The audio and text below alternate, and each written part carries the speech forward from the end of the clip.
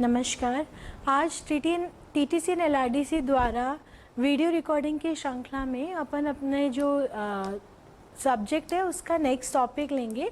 अपना next topic है function and parameter passing. क्या होता है फंक्शन? एक फंक्शन जो आप फर्स्ट क्लास से लेकर अभी तक देखते आए हैं वो एक फंक्शन है मेन। मेन भी क्या है? एक फंक्शन है। मेन एक ऐसा फंक्शन है जिसके बिना सी का कोई भी प्रोग्राम अपन नहीं बना सकते। ठीक है, फंक्शंस बनाते क्यों है? मेन बनाना कंपलसरी है। मेन के अलावा भी अपन फंक्शंस बना सकते हैं। क्यों बनाते हैं फंक्शंस? बड़े बड़े प्रोग्राम्स को रीडेबल बनाने में, उसके कोड को छोटा करने में जो काम आता है उसको क्या बोलते हैं अपन? फंक्शंस। उनका काम क्या होता है? जैसे मेरे को एक प्रोग्राम बनाना है जिसमें मुझे एडिशन भी करना है, सब्ट्रैक्शन भी करना है, मल्टीप्लिकेशन भी करना है और डिवीजन भी करना है। ठीक है, तो अब अपन क्या करेंगे? मान लो 2D एरे है ना, 2 डायमेंशनल एरे जो मैट्रिक्स अपन ने पढ़ा था, तो अपन को मैट्रिक्स का एडिशन भी करना है, उसमें सब्ट्रैक्शन भी करना है, उसमें मैट्रिक्स का मल्टीप्लिकेशन भी करना है। अपन को ये तीनों चीज़ें करनी है। तो अपन क्या करेंगे? अपन मैट्रिक्स एडिशन के लिए एक फंक्शन बनाएंगे, मैट्रिक्स सब्ट्रैक्शन के लिए एक फंक्शन बनाएंगे और मैट्रिक्स मल्टीप्लिकेशन के लिए एक फंक्शन बना देंगे। इससे फ़ायदा क्या होगा? इससे फ़ायदा ये होता है कि जो रेपिटेटिव स्टेटमेंट्स हैं, जो स्टेटमेंट्स हमको बार बार रिपीट करने पड़ रहे हैं, वो हमको रिपीट करने की आवश्यकता नहीं पड़ती। अपन क्या कर सकते हैं? उन फंक्शंस को सीधा कॉल कर सकते हैं। ठीक है, अब फंक्शन, बेसिकली फंक्शन का काम क्या है? एक बड़े प्रोग्राम को छोटे ब्लॉक में डिवाइड करना। छोटा ब्लॉक में डिवाइड क्यों करते हैं? रीयूजेबिलिटी बढ़ जाती है कोड की। रीयूजेबिलिटी का मतलब एक सर्टेन कोड अपन बार बार रीयूज कर सकते हैं सिर्फ उस फंक्शन के नाम को कॉल करके। ठीक है, देखते हैं फंक्शन को डिक्लेयर कैसे करते हैं। सबसे पहले होता है रिटर्न टाइप, फिर फंक्शन का नाम और ब्रैकेट के अंदर होते हैं पैरामीटर लिस्ट। ठीक है, एक्चुअल पैरामीटर या फॉर्मल पैरामीटर्स, जिस तरह से हम फंक्शन को कॉल कर रहे हैं उस हिसाब से पैरामीटर लिस्ट होती है। उसके बाद में ये ओपनिंग ब्रेस है, ये क्लोजिंग ब्रेस है और इनके बीच में होती है फंक्शन की बॉडी। जैसे एग्जाम्पल पे ये देखो, ये मेन अपन ने शुरू किया, मेन के आगे मैंने क्या लगाया है? वॉइड। वॉइड क्या हो गया? Return type. रिटर्न टाइप का मतलब क्या है कि मेरा जो मेन फंक्शन है वो वॉइड मतलब कुछ भी रिटर्न नहीं कर रहा। ठीक है, अगर मैं इसकी जगह पे, इस वॉइड की जगह मैं लिखती हूँ इंट, INT इंट, इसका मतलब क्या होगा? मेरा फंक्शन आखिर में जाके कुछ रिटर्न करेगा। क्या रिटर्न करेगा? कैसी वैल्यू रिटर्न करेगा? इंटीजर। अगर मैं यहाँ इंट मेन लिखती हूँ तो मुझे इस प्रिंटफ के बाद में एक और स्टेटमेंट जोड़ना होगा, दैट इज रिटर्न 0। ठीक है, अगर अपन ने यहाँ कोई रिटर्न टाइप लिखी है तो और हमारा फंक्शन कुछ रिटर्न नहीं कर रहा तो अपने को क्या? एरर मिलेगी। ठीक है, तो अगर अपन ने यहाँ रिटर्न का डेटा टाइप लिखा है, इधर इंटीजर, फ्लोट, कैरेक्टर, व्हाटएवर जो भी अपना प्रोग्राम का रिक्वायरमेंट है, तो अपन को आखिर में उस मेन फंक्शन के अंदर अपन को वो वैल्यू रिटर्न करनी होगी। बेसिकली क्या होता है, अपन जब मेन बनाते हैं तो मैं कुछ भी रिटर्न हमें करना नहीं होता, तो अपन सिर्फ क्या यूज ले लेते हैं? मेरे को कुछ भी रिटर्न नहीं करना तो मैं क्या यूज लूंगी? वॉइड। ठीक है, तो उस केस में ये दोनों स्टेटमेंट लिखने की आवश्यकता नहीं होती। ठीक है, ये मेन फंक्शन तो अपन ने बहुत बार पढ़ा। अब इस मेन फंक्शन के अंदर अपन एक और छोटा फंक्शन बनाते हैं। ठीक है, एक फंक्शन बनाते हैं जो दिए गए 2 नंबर में से ये बताएगा कि उनमें से बड़ा कौन सा है। ठीक है, तो अब अपन क्या करेंगे? देखो, अब इस प्रोग्राम को लाइन बाय लाइन आपको ढंग से देखना है। इस स्टेटमेंट में कोई प्रॉब्लम नहीं होगी। Hash include stdio.h, hash include क्या कर रहा है? हैश प्री प्रोसेसिव डायरेक्टिव होता है, ये एक लाइब्रेरी फाइल को इंक्लूड कर रहा है इस प्रोग्राम के साथ। उस लाइब्रेरी फाइल का नाम क्या है? stdio.h, standard input output header file. ठीक है, इसका काम क्या है? इस हेडर फाइल के अंदर जैसे आपने स्टेटमेंट यहाँ पे काम ले रखा है प्रिंटफ, तो उसकी डेफिनेशन दे रखी है।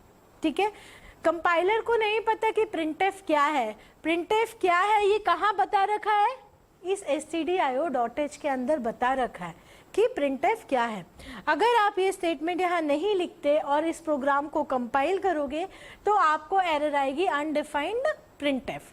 ठीक है, नेक्स्ट आगे बढ़ जाते हैं। अब ये चीज़ जो लिखी गई है ये आपके लिए नहीं है ना, ये अभी तक मैंने कभी नहीं लिखा। ये क्या है, ये कहलाता है प्रोटोटाइप।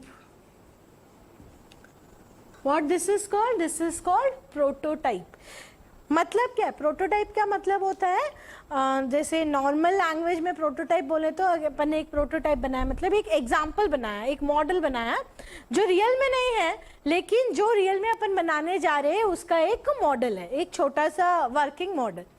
इधर पे प्रोटोटाइप का मतलब क्या है, प्रोटोटाइप का मतलब है कि आगे ये बताना कंपाइलर को कि मैक्स नाम का एक फंक्शन आएगा, उसकी रिटर्न टाइप क्या होगी, इंटीजर, और उसमें दो पैरामीटर्स हैं, दोनों इंटीजर टाइप के हैं, एक का नाम n1 और एक का नाम n2।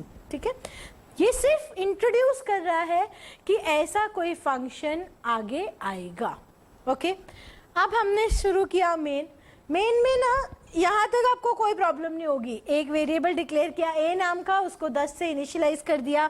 एक वेरिएबल डिक्लेयर किया b नाम का, उसको 20 से इनिशियलाइज कर दिया। एक वेरिएबल डिक्लेयर किया c नाम का, जिसमें कोई वैल्यू नहीं डाली।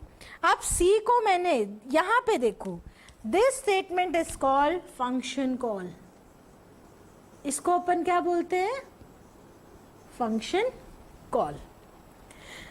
ये क्या कर रहा है, c equals to max, bracket में इसने a कॉमा b लिखा हुआ है।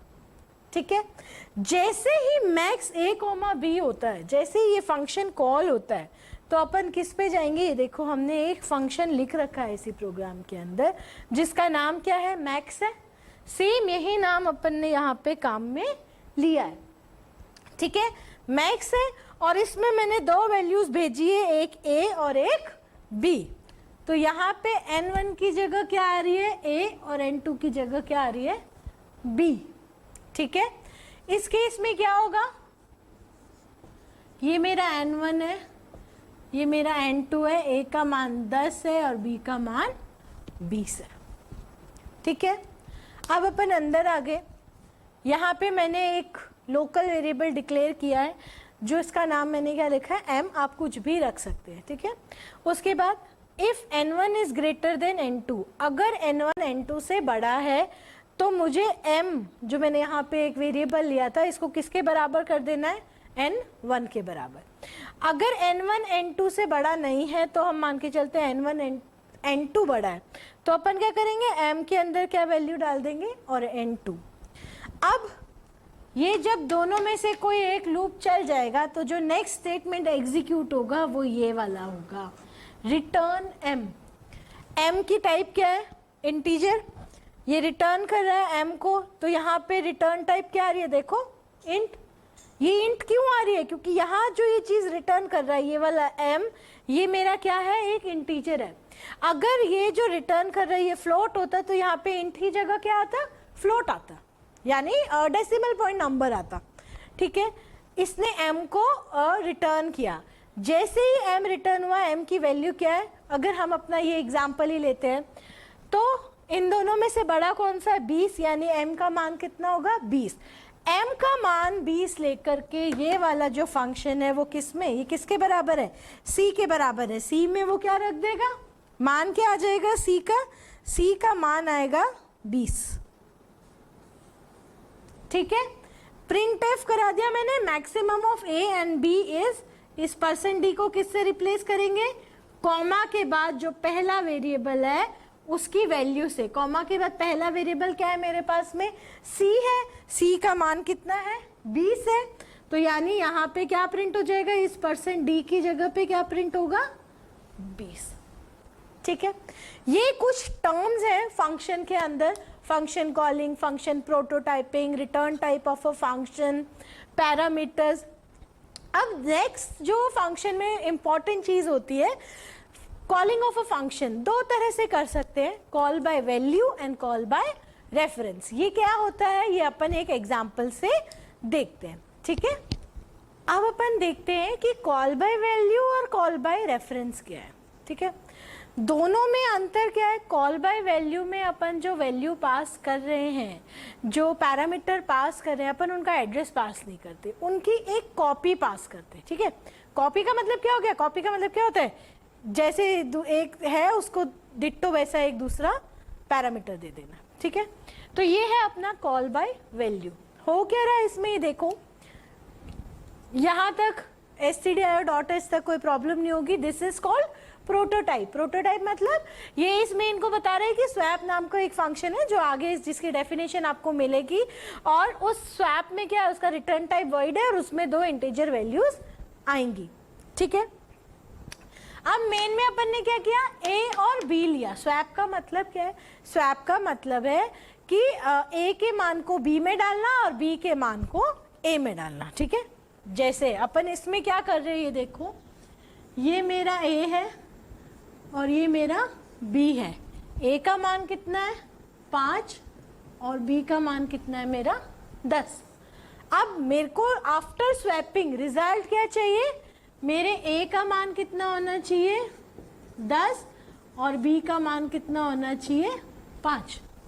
This is the process of swapping. इसको अपन क्या बोलते हैं, स्वैपिंग, स्वैप करना। ठीक है, ये इधर और ये इधर, ये अपन करना चाहते हैं। ठीक है, अब अपन क्या करेंगे, आगे बढ़ते। अपन ने पहले प्रिंट कराया, इस प्रिंट में क्या प्रिंट होगा, अभी तक तो हमने कुछ स्वैपिंग की नहीं, तो जो नंबर अपन ने डाला है वो एज इट इज प्रिंट हो जाएगा। ए बराबर 5 कॉमा बी बराबर 10। ठीक है, ए का मान कितना हो जाएगा 5 और बी का मान 10 प्रिंट कर देगी ये लाइन। यहां तक कोई तकलीफ नहीं अपने को। नेक्स्ट अपन ने एक फंक्शन कॉल किया जिसका नाम क्या है स्वैप, और इसमें अपन ने यहाँ पे जो पैरामीटर पास किए जाते हैं, फंक्शन कॉल में जो पैरामीटर काम में आते हैं, those parameters are called actual parameters. क्या कहलाते हैं वो, एक्चुअल पैरामीटर्स। जब हम कॉल बाय वैल्यू कर रहे होते तो अपन क्या करते हैं, एक्चुअल पैरामीटर की एक कॉपी फंक्शन को पास करते हैं। यानी ए और बी की एक कॉपी अपन किसको पास करेंगे, इस स्वैप नाम के फंक्शन को पास करेंगे। जैसे ये यहाँ कॉल हुआ, ये यहाँ आ गया, इस स्वैप ने क्या किया, इसमें मान कितना है 5 और इसमें कितना है 10, इसको कॉपी कर लिया। अब ये कॉपी कहाँ हुआ, देखो ये तो हो गया मेरा एक एड्रेस, ए बराबर 100 है, इसमें मैं 5 डाल देती हूँ, बी बराबर 200 है, एग्जाम्पल है ये, इसमें मैंने 10 डाल दिया। ये 100 और 200 क्या है, इस जगह का एड्रेस जहाँ पे मेमोरी में ये रखे हुए हैं, जहाँ पे स्टोर किया है इनको। ठीक है, स्वैप में क्या होगा हो सकता है ए बराबर हो 250 और बी बराबर हो 300, यानी इनको अलग जगह स्टोर कर लिया। अब इनकी कॉपी पास करिए, कॉपी पास करिए, तो मतलब ए का मान 5 पास किया है और बी का मान अपन ने क्या पास कर दिया है 10। These are called formal parameters. ये क्या हो गए, फॉर्मल पैरामीटर्स। फॉर्मल पैरामीटर्स क्या है, वो पैरामीटर्स जिसमें एक्चुअल पैरामीटर्स की कॉपी की गई है। ठीक है, वो पैरामीटर्स जो एक्चुअल फंक्शन के डेफिनेशन में काम में आते हैं, these are called formal parameters. अब अपन आगे आ गए, अपन ने यहाँ पे एक टेम्परेरी करके वेरिएबल डिक्लेयर किया, और यहाँ पे जो फंक्शनिंग हो रही है वो देखो, टेम्प, इसका एड्रेस 350 मान लेती हूँ मैं। ठीक है, अब इस लाइन में क्या हो रहा है, टेम्प बराबर ए का मान कितना है मेरा 5। उसके बाद में नेक्स्ट लाइन क्या है, ए बराबर बी, यानी ये जो ए है ये किसके बराबर हो जाएगा, बी के बराबर। तीसरी लाइन क्या है, बी बराबर टेम्प। टेम्प में क्या मान पड़ा है मेरे पास में 5, तो बी का मान कितना हो जाएगा 5।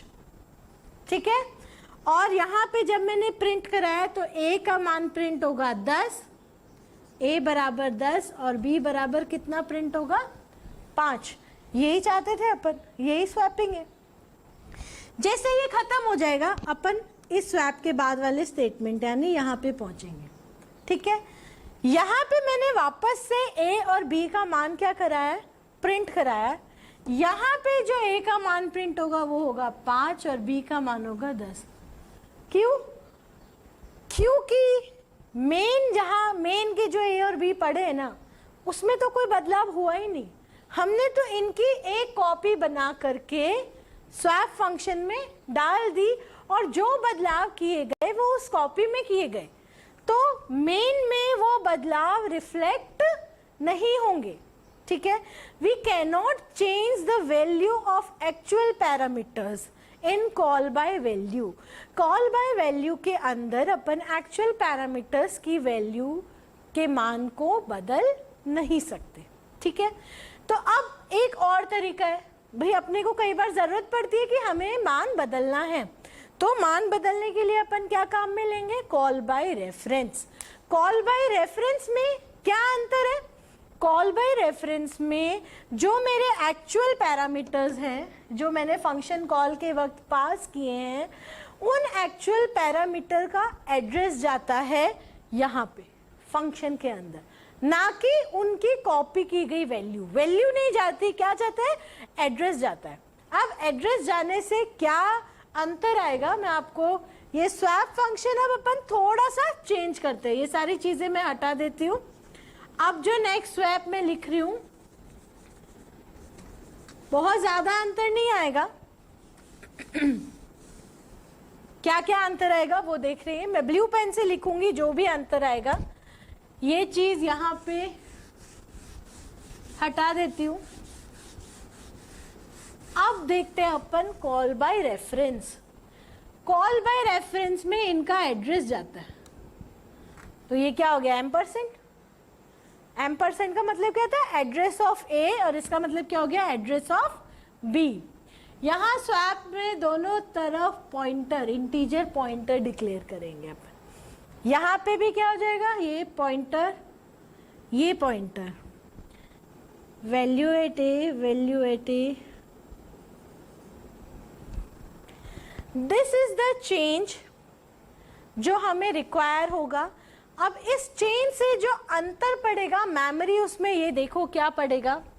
मैंने a और b, ये a बराबर 100 है और b बराबर 200 है। a में 5 पड़ा है और b में 10 पड़ा है। ठीक है, लेकिन यहाँ पे मैंने क्या किया? वैल्यू जो एक्चुअल पैरामीटर्स है ना, उसकी वैल्यू फॉर्मल पैरामीटर में कॉपी नहीं की। मैंने क्या किया? जो मेरे एक्चुअल पैरामीटर्स थे उनका एड्रेस, जो ये एंड का साइन लगा है ना, एम्परसेंड, इसका मतलब होता है address of a, address of b. इनके एड्रेस को मैंने कहाँ पे कॉपी किया, मतलब कहाँ भेजा है? अपने जो स्वैप फंक्शन है इसके अंदर में।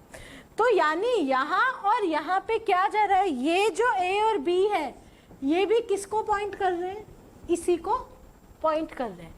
इनकी कोई अलग से कॉपी नहीं बनी है, सेम मेमोरी ब्लॉक को ये पॉइंट कर रहे हैं। उसके बाद अपन ने एक टैंप लिया।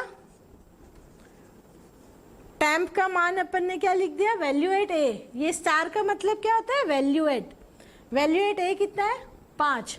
उसके बाद नेक्स्ट स्टेप, ए के मान को किससे? Value at b. Value at b क्या है मेरा? 10। यानी ए को मेरे को किससे रिप्रेजेंट करना है? बी से। और इससे बी को किससे? टैंप के अंदर जो पड़ा है। टैंप में क्या पड़ा है मेरा? 5। ठीक है, अब तुम यहाँ प्रिंट कराओगे तो भी ए का मान क्या आएगा? ए का मान यहाँ पे 10 और बी का मान 5। यही है। अब ये चीज स्वैप फंक्शन खत्म हो गया और अपन यहाँ पहुंच गए। जब यहाँ पे प्रिंट कराओगे तो भी ए का मान 10 और बी का मान 5 प्रिंट होगा, जैसा कि यहाँ प्रिंट हुआ है। क्यों हो रहा है? क्योंकि इस केस में हमने उनकी कॉपी नहीं बनाई है। कॉल बाय रेफरेंस में हम एक्चुअल पैरामीटर का एड्रेस भेजते हैं, ना कि उसकी वैल्यू को कॉपी करके फंक्शन में डालते हैं। So this is the difference between call by value and call by reference. Thank you.